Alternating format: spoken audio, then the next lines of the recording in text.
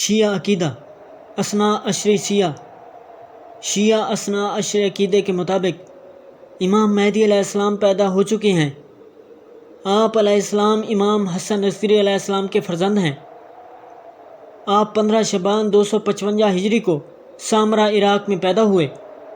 آپ فی الحال غیبت کبریٰ میں ہیں، یعنی اللہ کے حکم سے لوگوں کی نظروں سے غائب ہیں۔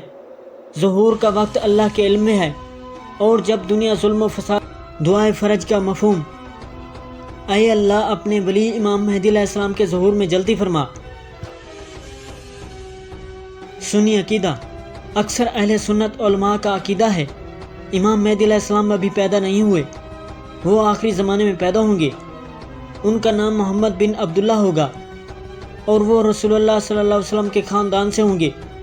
سیدہ فاطمہ زہرا سلام اللہ علیہ کی نسل سے وہ دنیا میں عدل و انصاف قائم کریں گے، اور دجال کے خلاف حضرت عیسیٰ علیہ السلام کے ساتھ جنگ کریں گے۔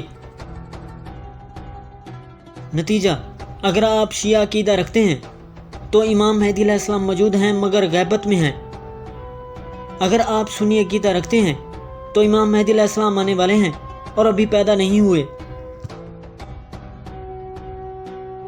اگر یہ ویڈیو پسند آئی تو اگلی ویڈیو دیکھے بغیر نہ جانا، ورنہ خواب میں بھی یہ ویڈیو دیکھو گے۔